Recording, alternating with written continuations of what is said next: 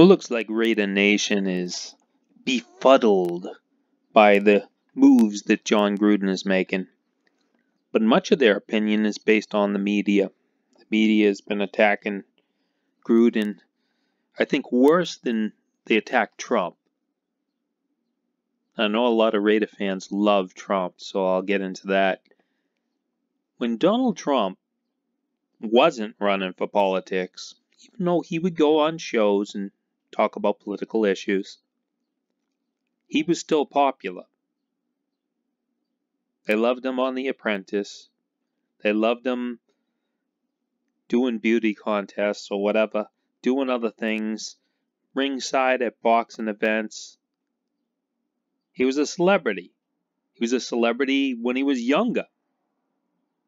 A rich celebrity.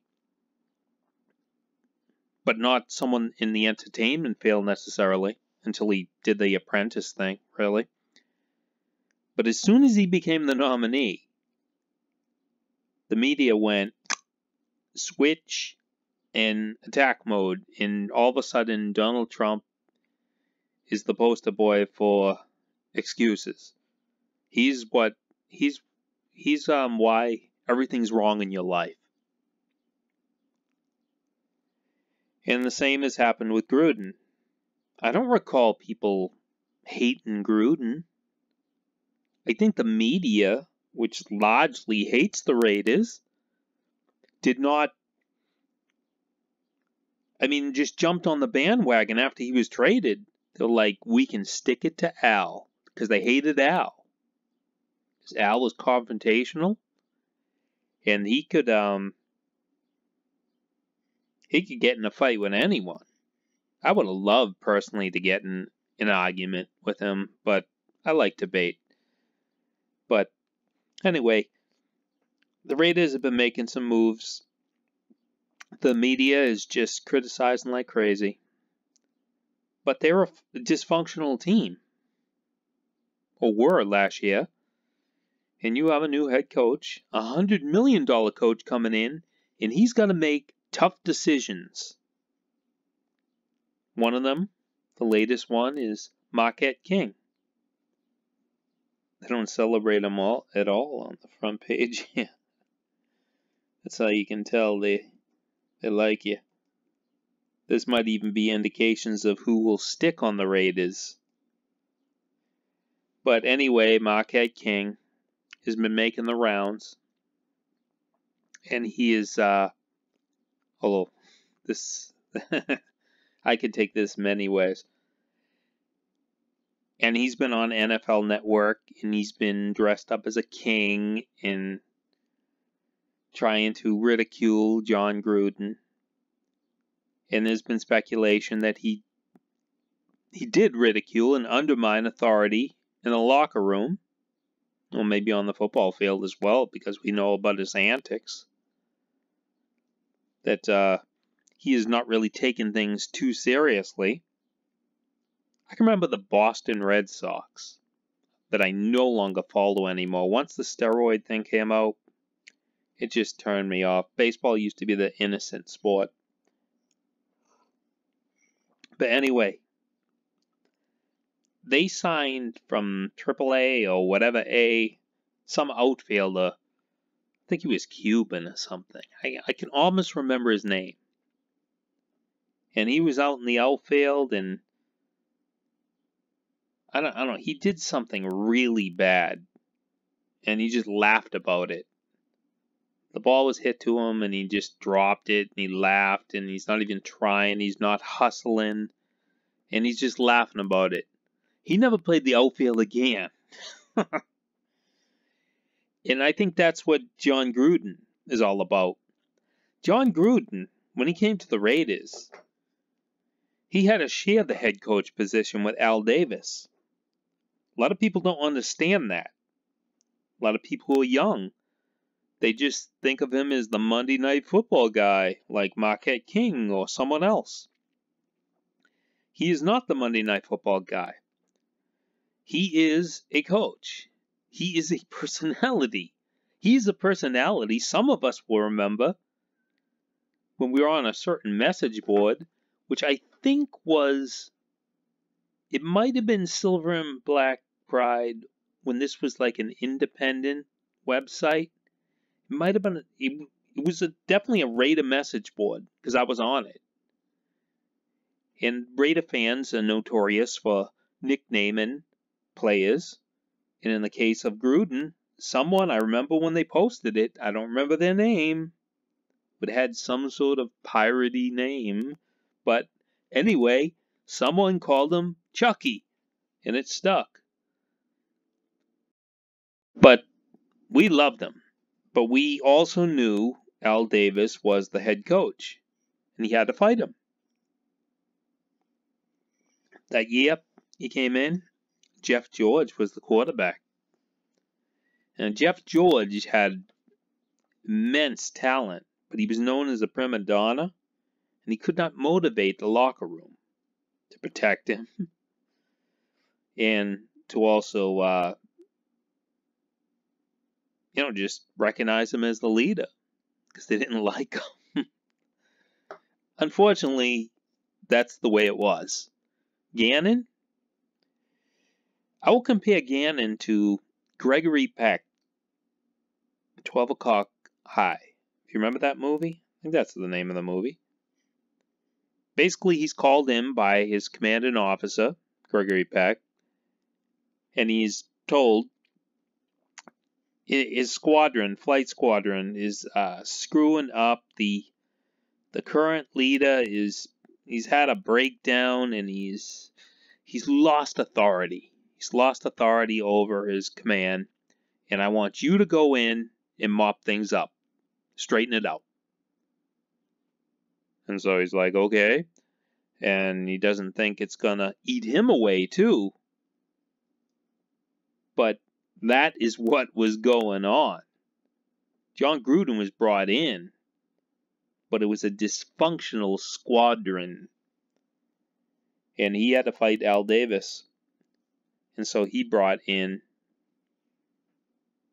Gregory Peck. He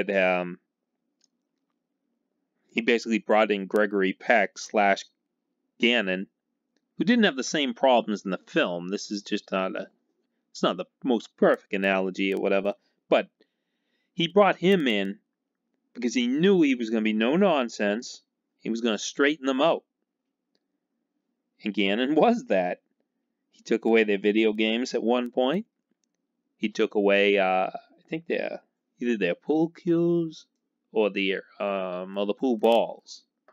Anyway, he took them away because they were more concerned about just playing around. As someone pointed out on this website, the message section under the King post, that the team used to undermine the authority of the head coach.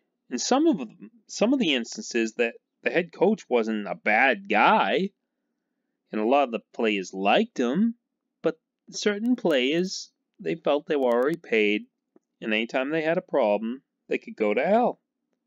Or they could just say, like, you ain't the boss.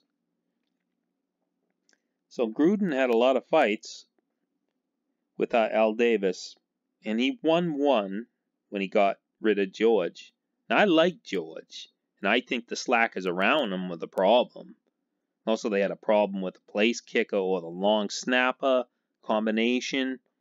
The Raiders might have the same problem this year. They just got rid of their punter. They just got rid of their long snapper. And they have a new kicker from last year. What could go wrong? The Raiders went 4-12 one year doing that. They went 8-8 the first year with Gruden. I think the following year is when they get Janikowski, is it? I can't remember. But I know they had kicking problems. They had a carousel of kickers come in, and whether they be punter or place kicker, they had problems.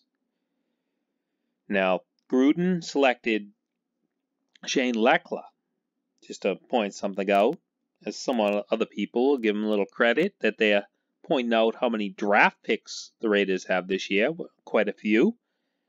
And he could select a punter later in the draft. Someone points out a certain punter, and I looked him up, and I can't remember his name now, but he's a highly rated punter coming out Alabama, I think. And before even looking up his scouting report, I watched a bunch of his punts. Imagine that someone made a video of him just punting. And so I watched him, and my impression was he's a little slow. 6'6", like 200 pounds, 202 pounds or whatever. And his hand size is 9 1/8, I think. It's just a shade over 9. I'm 5'10". My hand size is 9 3/4, I think, near 10. For like a quarterback, your ideal hand size would be a 10. Derek Carr has small hands. Hence the reason the Raiders really need a running game. Second to a quarterback, the guy who probably touches the ball, receives the ball from a snapper, has got to be the kicker, the punter. And that guy might be problematic. I didn't see it in college, but he was playing in Alabama, and who knows what other places he went to. When you get into the cold weather and you got small hands, that's a tricky ball. 6'6", small hands. But the Raiders also brought in a punter.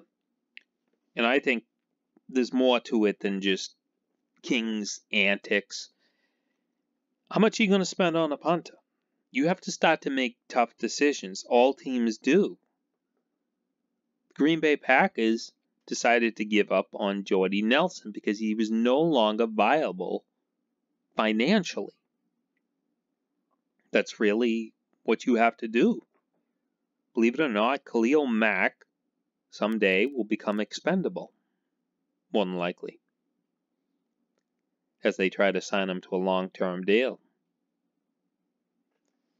And any number of other quarterbacks, I mean, in Raider history, Kenny Stable wore out his welcome. It took a while to get into the lineup. He had a great ride, and Al just shipped him out. Same thing happened with LaMonica. He traded for him, but that was his replacement. Tom Flores. He went. And so many others will do the same thing. So you got, in today's salary cap era, you've got to make these sort of decisions. That's why I was pointing out him. Free agent tracker. I wonder how much input the Raiders actually have into this page. I don't know. But I know that this guy could be a salary cap casualty. Because there are players that are younger in the draft that could replace him. Donald Penn. Yes, Gruden talks about him having a foot injury and won't be ready for a while. And that's the only thing wrong with him right now. That's not the only thing wrong with him. Remember, he begged for extra cash, and Gruden pointed that out as well last year and held out, which is not a good thing. So he could be gone. Don't even sit there and think that just pencil him in. He wants to create competition across the board. You can see it. The free agent, what does this page? This is what the Raiders have signed.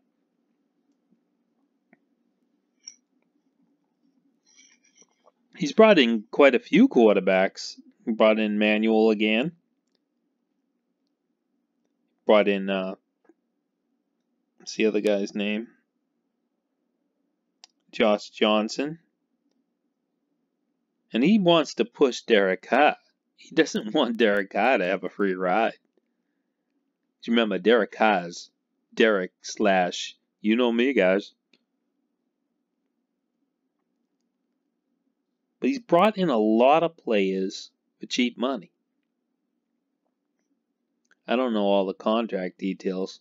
They should put it right in the information right here. Put the dollar amount.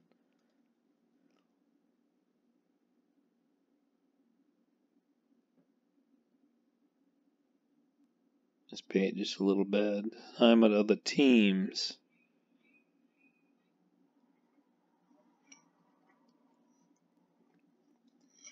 Here's the punter they brought in, Colby Wadman. This is Marquette King's replacement. Now, hopefully, if this guy is going to be the punter, he's not going to be the guy who dresses up in costumes, goes on NFL Network.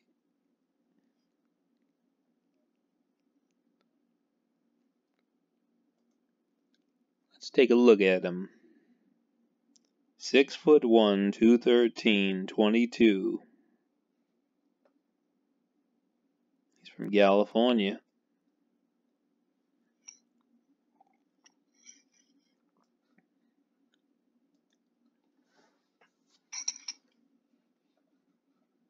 The Raiders really haven't been spending that much money.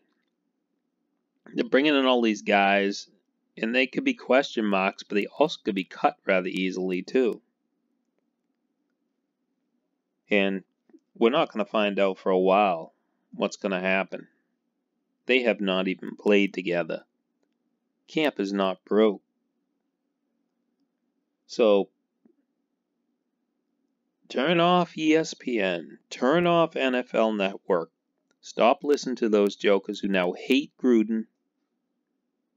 Hate everything he's doing. Everything he's to do. And these are guys that they loved before. I guarantee Nelson was totally loved by NFL Network, but now he's on the Raiders. Now he doesn't have any love from the referees. There's so many others, and they're gonna find out it's a little tougher to play on the Raiders. But Gruden is he's the Raiders rock star right now. He is going to reshape this team. It was so dysfunctional last year. I don't care if it was the anthem protest or just any other thing. These holdouts. Derek Carr didn't technically hold out, but he was going for the big money. And he didn't show anything. Well, Gruden is going to be there, and he's going to quickly remind Derek Carr, we signed you for this much money, but in a very short period of time, you're going to be expendable. Yeah. Jeff George was a very high draft pick, and he got booted. Obviously, Al Davis wanted to draft him probably. But he's going to remind Derek Carr, you're going to be a bargain. As far quarterback position is a valuable position if you're going to be the starting quarterback. But the Eagles just proved you can win with your backup. The Raiders did the same thing. 1980. Well, 81 when the Super Bowl occurred. But 1980, Dan Pastorini, a strong arm quarterback. You go look up that Houston Raider game online. You'll see Otis Sistrunk. I never can remember that guy's name. I always want to say he he pushed him out of bounds or whatever late, and then he slapped him on the ass. And football was different back then. But you watch him, Pastorini, throw the ball. Really strong arm for that era. Derek Carr is going to be reminded he's a bargain. He can be replaced, and the backup can win, just like Jim Plunkett did. And that's why he's bringing in all those quarterbacks. That punter, that single punter will not be the only punter brought in, I guarantee. And they're probably looking to draft a punter, because it's not really a huge risk area. They should be able to find someone. You do not build your team around a punter. I'd much rather see them spend some money on Bowman, bring him back. And if they can do that, I think the Raiders will be good. A lot of Raider fans love Marquette King, all his antics, but it can't happen. And financially, it can't happen. He's going to be too much of a distraction. You can't have a serious team be undermined by jokers, because it's very serious. Everything happens very fast. They can't have any players taking off plays, screwing things up like King did in that, especially in that KC game, getting a penalty. I mean, you can't have anything like that. I thought he would have been cut right there.